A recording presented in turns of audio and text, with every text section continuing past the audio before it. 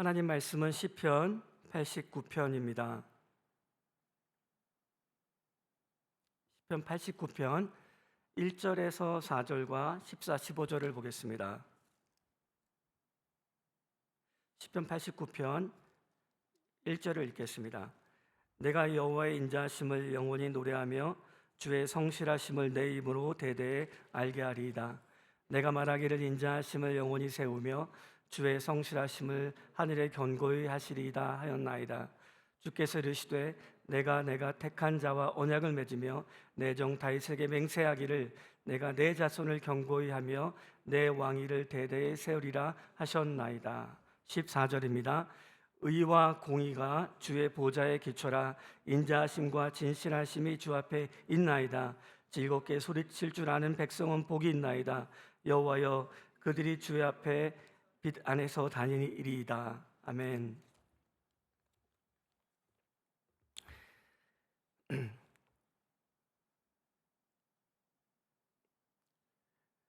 사업의 실패나 관계 실패나 또 질병에 걸리거나 조금 더 나아가서는 지진을 당하거나 전쟁을 당하게 될 때 우리는 인생의 막다른 골목에 이르게 되고, 그 막다른 골목에 이르게 되면 하나님께 도움을 구하고, 그러나 그럼에도 불구하고 응답이 없으면 우리는 하나님께 불만을 제기하고 또 항의하게 됩니다.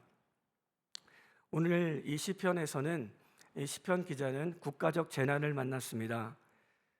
약 384년 전 다윗에게 하나님이 하셨던 놀라운 약속의 은혜가 있었음에도 불구하고 다윗이 죽은 이후에 남유다는 포로가 되어서 바벨론에 잡혀갔고, 바벨론 왕국에 남유다는 멸망하게 되었습니다.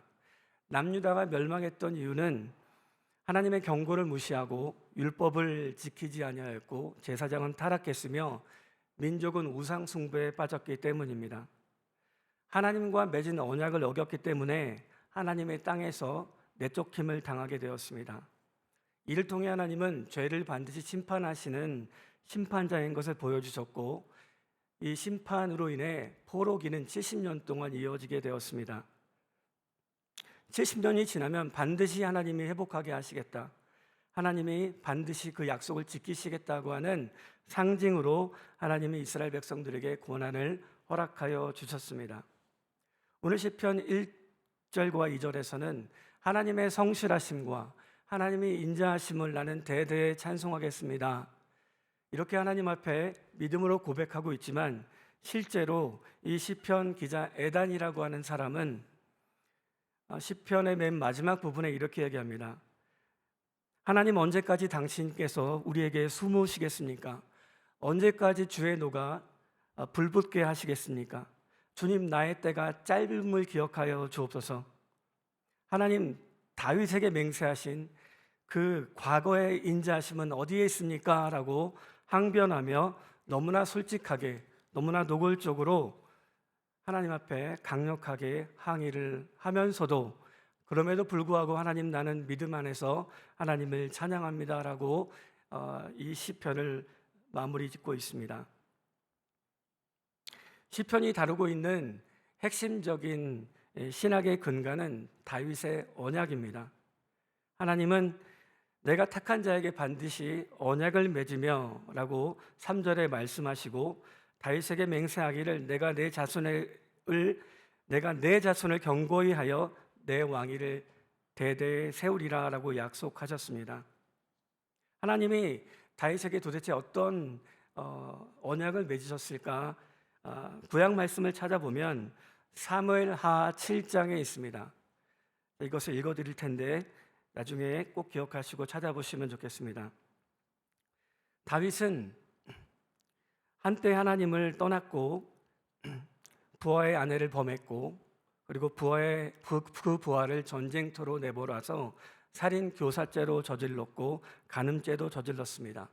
그러나 하나님의 지적을 받고 통회 자복하고 하나님께 예배하고 주님을 기억하며 하나님은 다윗의 장막을 회복해 하기를 원하셨습니다. 다윗은 성실한 사람, 회개하는 사람, 변화하는 사람의 상징으로 이스라엘 백성에게 믿음의 사람으로 지금도 존경을 받고 있습니다. 그 다윗이 나단에게 얘기했습니다. 나는 백향궁 왕궁에 사는데 하나님의 궤는 아직도 천막 안에 있습니다. 내가 하나님의 집을 짓고 싶습니다 라고 얘기하자 다윗에게 나단은 그렇게 원하시면 그렇게 하셔도 좋겠습니다 라고 얘기했습니다. 그날 밤에 하나님이 나단에게 찾아가서 내가 이스라엘 백성과 옮겨 다니며 나의 백성을 돌보라고 한 어느 지파에게도 나에게 백향목으로 집을 지어 달라고 얘기한 적이 있느냐? 그러므로 너는 다윗에게 전하해라. 너를 목동에서 왕으로 받는 건 바로 나다. 네가 어디로 가든지 내가 너와 함께했고 너의 원수를 내가 내어 쫓았다. 그러므로 이제부터는 내가 너의 이름을 세상에서 위대한 사람이 되게 해주고 너의 이름을 빛나게 해주겠다. 이제 내가 한 곳을 정하여 내 백성 이스라엘을 심어 그들이 자기의 땅에서 자리 잡고 살면서 다시는 옮겨 다닐 필요가 없게 하겠고 억압받는 일도 없게 하겠다. 그러므로 내가 너의 집안에 한 왕조를 만들어 주겠다. 네 씨앗이 네 몸에서 나오는 후계자가 나를 위해 집을 지을 것이다 라고 말씀하셨습니다. 그러면서 하셨던 하나님의 핵심적인 언약의 약속은 이것입니다. 나는 그의 아버지가 되고 그는 나의 아들이 될 것이다.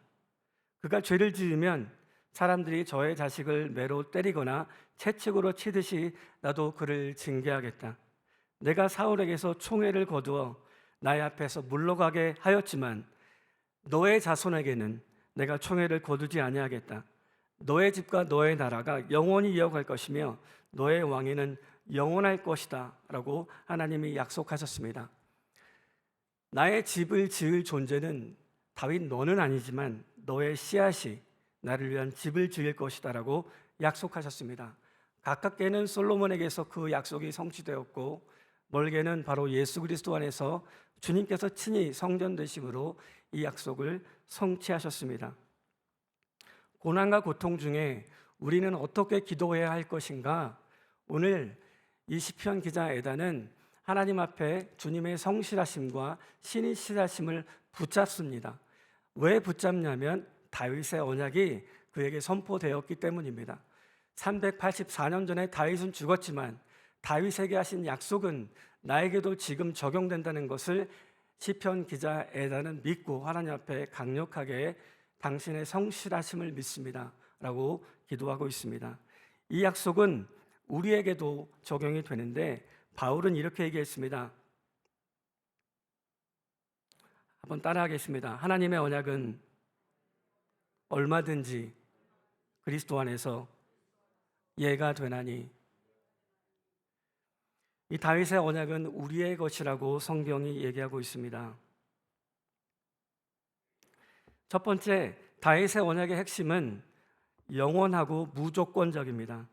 하나님은 그 영원함을 설명하기 위해서 다윗의 후손에게 부자 관계로 언약 관계 안에서 하나님과 백성들을 설명합니다. 나는 그에게 아버지가 되고 그는 내게 아들이 되리니 내가 내 앞에 물러가게 한 사울에게 빼앗은 은총처럼 다윗의 후손에게는 내가 그 은총을 빼앗지 않겠다.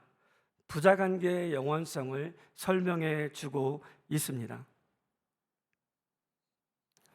제가 에버랜드라는 경기도 용인에 있는 어린이 놀이터 같은 디즈니랜드 같은 곳에 아내와 함께 밤에 갔습니다. 아이가 약 4살 때였습니다. 아이를 잃어버렸습니다. 밤 9시 55분에 모든 불은 소등이 됐고 불은 나갔고 이제 파이어워크를 기다리고 있는데 애가 사라졌습니다. 보이지는 않고 정말 애가 사라졌어요. 앞에는 몇천 명이 있고 하나님께 눈물이 나왔습니다. 울음이 터지고 하나님 우리 아이를 찾아주세요. 하나님이 나타나셔야 되겠습니다. 울부짖는 기도는 장례식장 목소리가 되고 아이의 이름을 부르면서 미친 듯이 아이의 이름을 부르기 시작했습니다. 제 아내는 제가 장난친 줄 알았지만 저는 혼비백산이 되었습니다. 한 5분이 지났을까 어떤 아주머니가 아이를 찾고 계십니까? 아이가 저기에 있습니다 라고 얘기를 해서 제가 찾아갔더니 그 아이가 울고 있었고 어떤 아가씨가 안고 있어서 저 아이를 찾게 되었습니다. 그 트라우마로 에버랜드를 제가 한 5년 동안 가지 않았습니다. 아버지가 아이를 찾는 그 울부짖는 마음, 결단코 포기하지 않고 끝없는 그 사랑을 부자관계로 설명하시는 하나님께서는 우리가 보이지 않을 때 우리를 향해서 끝까지 찾아서 책임지시는 사랑으로 부자관계를 설명하시며 너는 내 안에 나는 내 안에 이런 관계로 우리는 부자관계라고 말씀을 하고 있습니다. 두 번째, 하나님은 다윗의 언약의 영원성을 설명하기 위해서 택한 자에게 징계를 주시겠다고 말씀하셨습니다.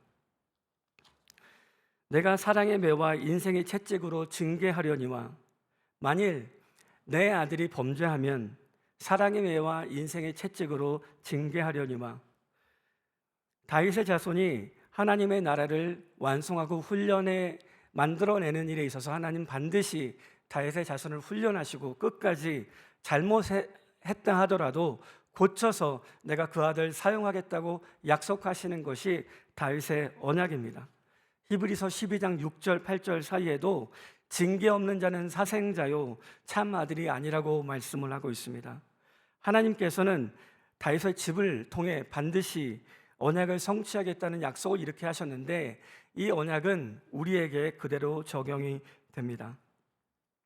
그러므로 우리가 고난을 당할 때에 이 고난이 마치 이집트에서 속박 가운데 있을 때에 발생했던 죄로 인한 고난이었든 아니면 다른 사람의 죄로 인해서 내가 당하는 좌절스러운 상황에서의 고난이라 하더라도 하나님 안에서 토로하고 하나님 안에서 문제 제기를 하고 하나님 내가 이해가 되지 않습니다.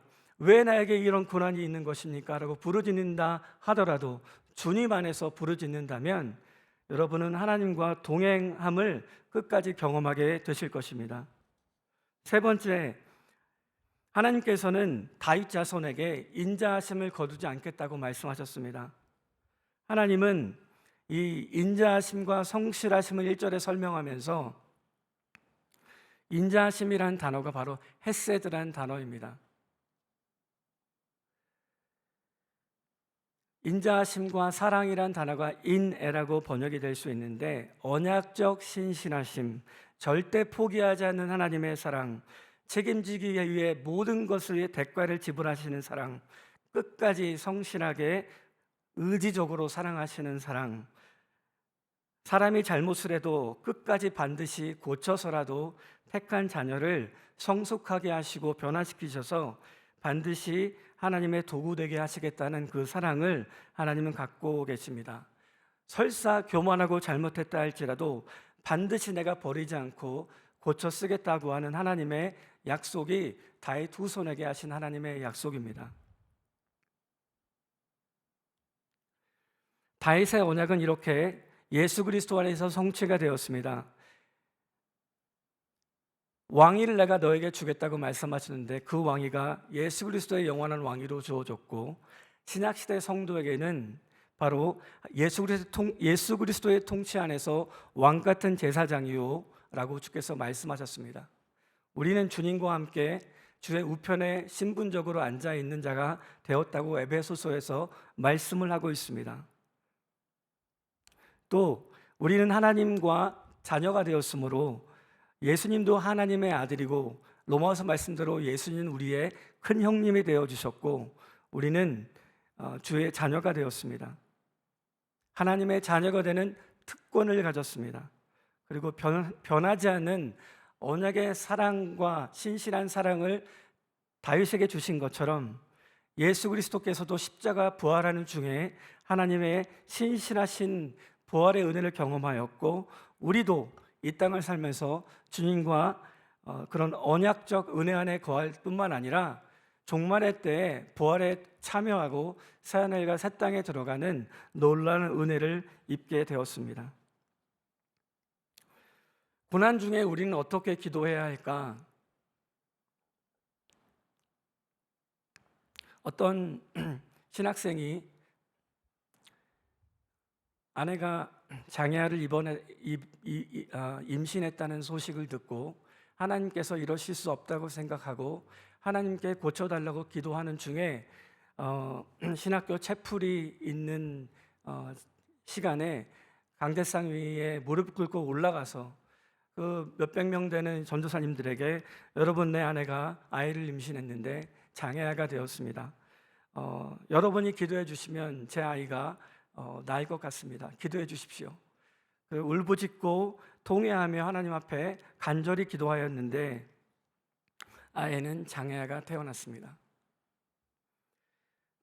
하나님께 때로는 우리가 고난을 면케해 달라고, 빨리 종료해 달라고 많은 기도를 드림에도 불구하고 어떤 때에는 하나님이 고난을 허락하시고 터널의 입구를 통과했는데 그 고난의 터널은 굉장히 길고, 그래서 하나님은 우리의 마음의 중심에 정말 하나님을 창조주로 인정하고 있는지, 또 피조물로서 하나님이 일으킨 사건을 그대로 수용하는 믿음을 갖고 있는지, 고난 중에 하나님과 동행함으로 그 인생을 살아가야 될 또 하나님의 사명이 있는 것을 깨닫게 하시기 위해서 고난을 허락하시는 경우를 보게 됩니다. 그러므로 때로는 하나님의 기도에, 우리의 원하시는 기도에 응답하시지 않을 수도 있습니다.